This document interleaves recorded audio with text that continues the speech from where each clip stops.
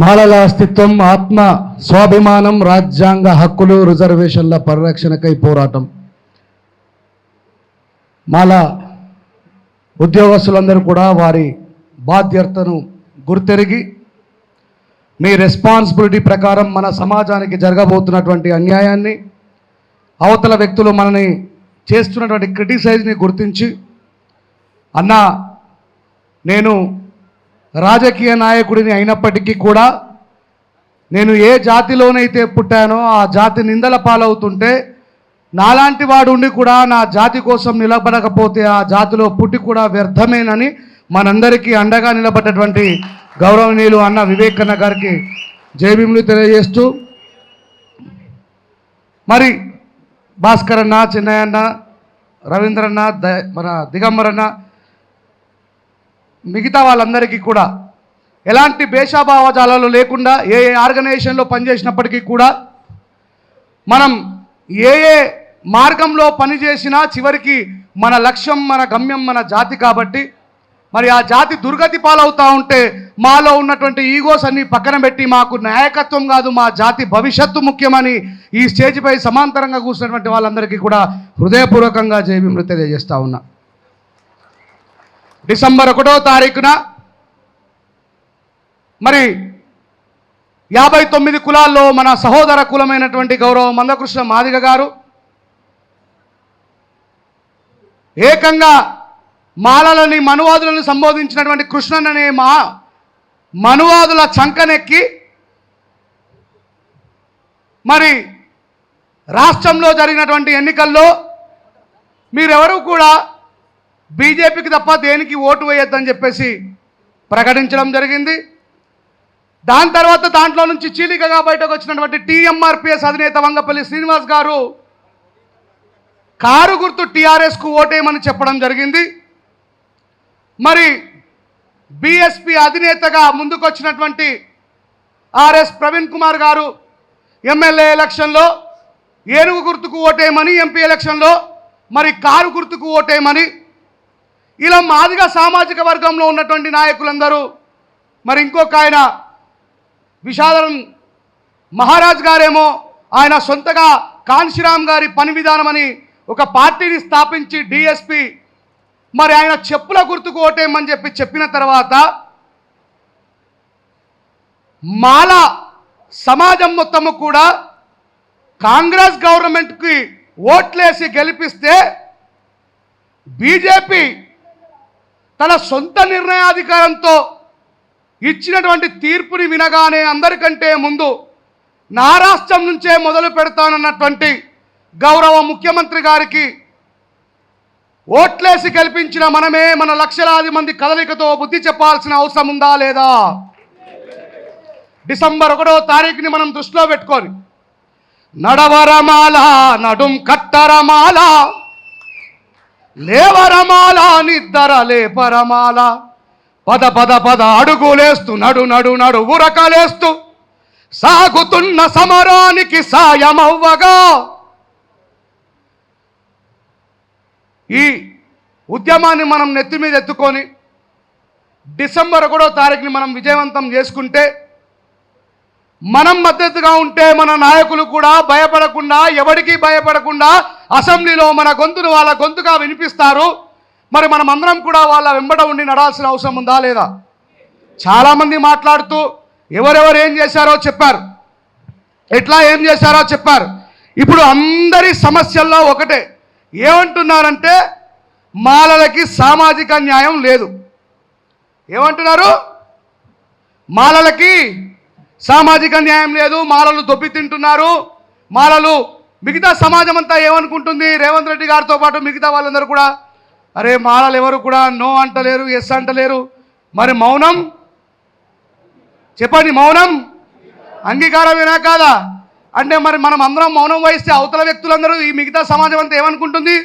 అరే మాలోళ్ళందరూ మంచిగా హుషారైనరు, మరి మాదిగోళ్ళందరికీ దొబ్బి తింటున్నారేమో అందుకే సపోర్ట్ చేస్తలేరని చెప్పి. ఇన్ని రోజులు మనం సపోర్ట్ చేయకపోవడం వల్లే కదా మనం ఇన్ని నిందల పాలు చేస్తూ ఉన్నారు. అవునా కాదా? మాట్లాడితే ఏమంటారు? వివేకానందం చూపిస్తారు మన కులంలోకెళ్ళే. అయ్యా ఇక మీరు లెక్కలు పెడుతున్నారు కాబట్టి మేము కూడా లెక్కలు పెట్టక తప్పది. నిజం మా సమాజంతో పాటు మిగతా సభ్య సమాజానికి కూడా చెప్పాల్సిన బాధ్యత మనపై ఉందా లేదా? మరి రాష్ట్రంలో దామోదరం సంజీవయ్య అనేటువంటి ఒకగానొక మాల ఆయన ముఖ్యమంత్రి అయి మరి ఆయన ముఖ్యమంత్రి పదవిని కేవలం మాలలకు మాత్రమే ఉపయోగించిందా? ఈరోజు ఆంధ్రలో కాపులకు ఆరాధ్య దైవమైండు, అది మాలల సామాజిక న్యాయం అని చెప్తా ఉన్నా. మరి వివేకన్న డాడీ ఏకంగా ఆయనకున్నటువంటి పేరునే గుడిచెల వెంకట స్వామిగా ప్రజల చేత చెప్పించుకున్నాడు, ఆయన పెట్టుకోలేడు. మరి ఆయన వేసినటువంటి గుడిసెలు కేవలం మాలల కోసమేనా అని ఈ సందర్భంగా నేను ప్రశ్నిస్తా ఉన్నా. ఇప్పుడు చూడండి, ఒక లిస్టు చెప్తా, మీరు చక్కగా మనసులో పెట్టుకోండి. ఒకగానొక్క మాల బిడ్డ అయినటువంటి దామోదరం సంజీవయ్య మాల అయితే, రామ్ సుధాకర్ దాస్ బీహార్లో ఒక మాదిగ ముఖ్యమంత్రి. లెక్క పెట్టుకోండి ఎంతమంది మాదిగలో.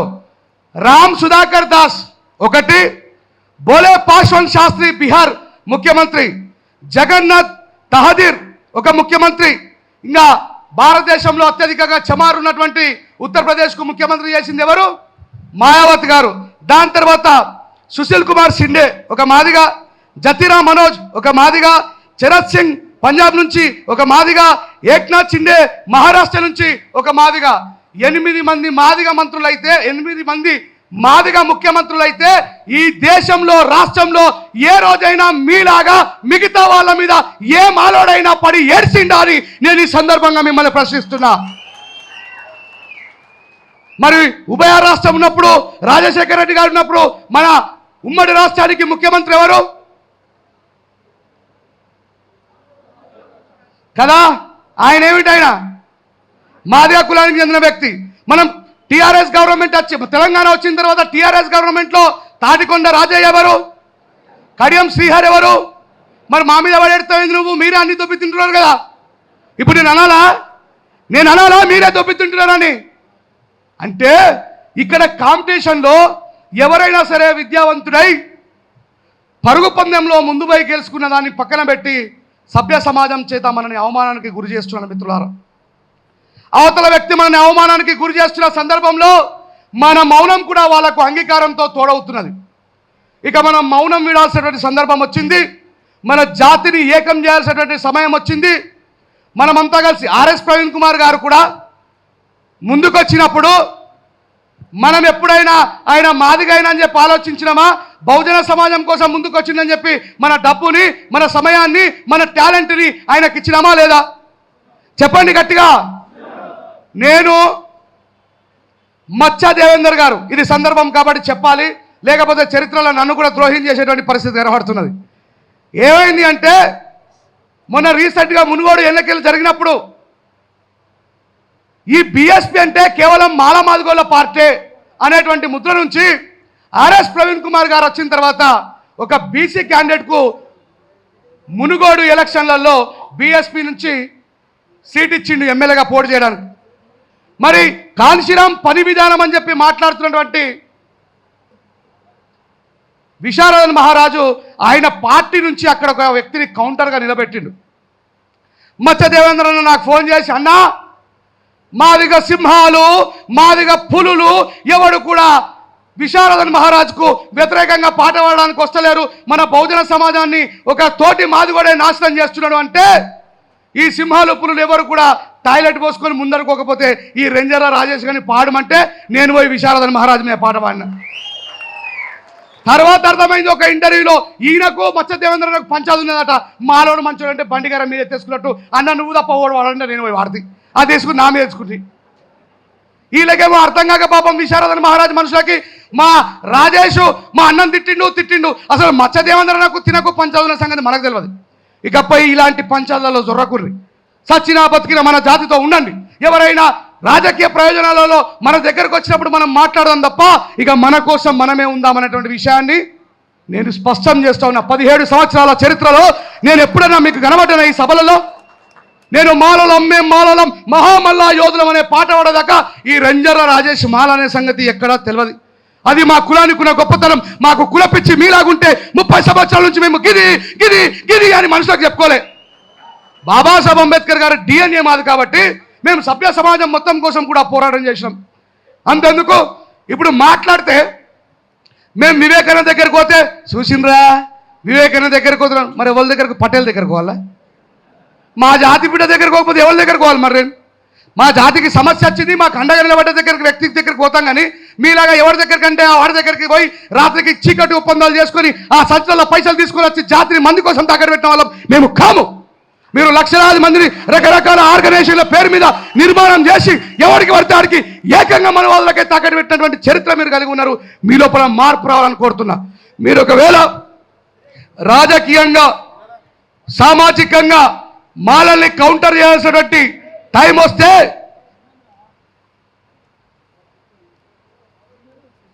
ఓ నా మాల సమాజమా, ఈ విషయాన్ని మీరు మనసులో పెట్టుకోండి. ఏబిసిడి వర్గీకరణకు రాజ్యాంగ వ్యతిరేకంగా జరుగుతున్నటువంటి దానికి ఈ దేశంలో అందరికంటే ముందు వ్యతిరేకించిన వ్యక్తులు ఎవరు తెలుసా? మాయావతి గారు మాదిగా, చంద్రశేఖర్ ఆజాద్ రావణ్ మాదిగా. అవునా కాదా? మరి మాలల మీద పడేస్తారు. ఇది నిజమా కాదా? ఎవడైనా మాట్లాడుతుండా?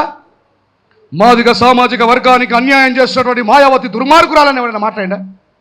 మాదిగ సామాజిక వర్గంలో నుంచి ఉద్భవించిన మరొక నాయకుడు ఎంపీగా ఎదిగిన నియోజకవర్గం నుంచి ఎంపీగా ఎదిగినటువంటి చంద్రశేఖర్ ఆజాద్ నీకు సాగు డప్పు కొడతామని అంటున్నారా? మా మీద పడతారేమరా? మేమేమన్నాం మరి మిమ్మల్ని? మీ వెంటనే ఉంటుంది. కారం చెడు చుండూరు జరిగినప్పుడు మీ వెంటనే ఉంటుంది. ఇక ఈ వీడియో ద్వారా ఎంతోమంది మన దగ్గర అది లేదు. బాబాసాహెబ్ చెప్పిన బిడ్డ సమతా సైనికుల్లో పనిచేస్తున్నటువంటి మీరు ఈ దేశంలో పీడితుల వైపు ఉండమని చెప్పిండు. ఎవరి వైపు ఉండమన్నాడు? పీడితుల వైపు. అది సాకలు కావచ్చు, రైతులు కావచ్చు, ఎవరైనా కావచ్చు. అట్లా మేము పోరాటాలు చేసి జైళ్ళలోకి పోయింది మీకోసం కాదా? ఈ రోజు మేము చెప్పుకోవాల్సిన సందర్భాన్ని కల్పించినావు నువ్వు. ఈ విషయాన్ని గుర్తుపెట్టుకోండి. మాలలు మౌనాన్ని వీడండి. మళ్ళా మనల్ని నేనేమో తలారి, ఎవరు? నేను తలారి, మా నానమ్మ నీరటి, వీళ్ళట ఒకటి కాదట. ఈ మనసు ఆల పంచాది ఆలేది అనుకుంటున్నారు, మళ్ళీ మన పంచాదిలోకి వస్తున్నారు. ఇది ఎక్కడో నాకు అర్థమవుతుంది. మా తాత ఎప్పుడో నేర్పి మాకు పాట, తలలు నరికే వారము మేము తందాన తాన తలహరులని పిలవబడుదుమో ఎట్టివానికైనా ఎరువమో తందాన తాన పట్టిన పట్టయితే విడువమో. ఈరోజు ఎవరో ఇంటర్వ్యూలో మాట్లాడుతున్నారు, రెంజర్ల రాజేష్ ఖండకావరంతో మాట్లాడుతున్నాను. అవు పోయి ఖండా గుండె రెండు ఉన్నాయి. మనవాదుల మీదే మాట్లాడినప్పుడు భయపడలే, మనలో ఉన్న దొంగల గురించి మాట్లాడేటప్పుడు కూడా భయపడా. ఎందుకంటే నేను పుట్టింది ఒక తలారి వంశంలో కాబట్టి. ఆ భయం మాకు ఎప్పుడు లేదు. ఆ భయం మాకు ఎప్పుడు లేదు. అది బాబాసాహెబ్కు లేదు. ఒకడే బాబాసాహెబ్. ఎంతమంది మనవాదులు ఈ చిటికెల వేలు మీద ఆటాడించి ప్రపంచంలోనే అందరికంటే ప్రథమ మేధావిగా నిలబడ్డా లేదా? బాబాసాహెబ్ని కింది కంచడం కోసం ఎంతమంది ప్రయత్నించినా కాలేదు. ఓ నా మాల సమాజమా, ఇకనైనా మేలుకో. గద్దరన్న అరుణ్ శౌర్ అనేటువంటి ఒక బ్రాహ్మణుడి మీద వీళ్ళు మాట్లాడుతూ ఉంటారు. నిజంగా ఇప్పుడు అనిపిస్తుంది, గద్దరన్న, గోరెటి వెంకన్న, గూడంజన్న వీళ్ళందరూ మన కోసం రాసి ఉంటే మనం ఎప్పుడో చైతన్యవంతమయ్యేటోళ్ళం. అవునా కదా? ఆయన ఏమన్నాడు? ఒరే అరుణ్ శౌరిగో మా కలిబాదేమి తెలుసు, బ్రాహ్మణిజములో ఉన్న కుట్ర మాకు తెలుసు, దుక్కిని దున్నింది మేము, మొక్కలు నాటింది మేము, శ్రమను చేసింది మేము, సత్తువ చూపింది మేము. ఈడ మాలల సత్వం అని రాసిందన్న? చెప్పండి, రాసిందా? ఇగో ఇలాంటి తాడు బొంగరం లేని మాటలు మాట్లాడుతున్న వాళ్ళకి ఇది గుర్తుపెట్టుకోండి. డిసెంబర్ 1తో మన బాధ్యత ముట్టిపోయింది, మన పని అయిపోయింది అనుకోకండి. అసలు డిసెంబర్ 1 తర్వాతనే నిజంగా మన యుద్ధం మొదలవుతున్నదనే విషయాన్ని గుర్తుపెట్టుకోండి. నేను మీ బిడ్డగా, మీ తమ్ముడిగా మీ ఊర్లలోకి వస్తా, మీ మండలానికి వస్తా, మీ జిల్లాకు వస్తా. మనమందరం కలబడదాం, నిలబడదాం. రాబోయే ఎన్నికలలో మాలవాడికి ఎవడైనా ఆపోజిట్ నినాదం తీసినా వాడిని భూస్థాపితం చేద్దాం అనేటువంటి భయాన్ని నిర్మాణం చేద్దాం. దయచేసి చివరిగా ఒక మాట చెప్పి ముగిస్తా. కరపత్రంలో నా పేరు లేదని, నన్ను వెనకాల కూర్చుండబెట్టారని ఇవద్దు. ఒక ముస్లింని చూడండి, he is never forget his responsibility. వాళ్ళకి ఏది ఉన్నా లేకపోయినా వాళ్ళ భాగస్వామ్యాన్ని వాళ్ళు ప్రదర్శిస్తారు. ఇది ఎవరి కోసం జరుగుతున్న యుద్ధం? వివేకన్న కోసం జరుగుతుందా? మన జాతి భవిత కోసం జరుగుతున్నటువంటి యుద్ధం. ప్రతి ఒక్కరం రెస్పాన్సిబిలిటీ తీసుకుందాం. ఈ సంకుచిత మనస్తత్వాన్ని పక్కన పెట్టి బ్రాడ్ మైండ్తో ముందుకు పోదాం.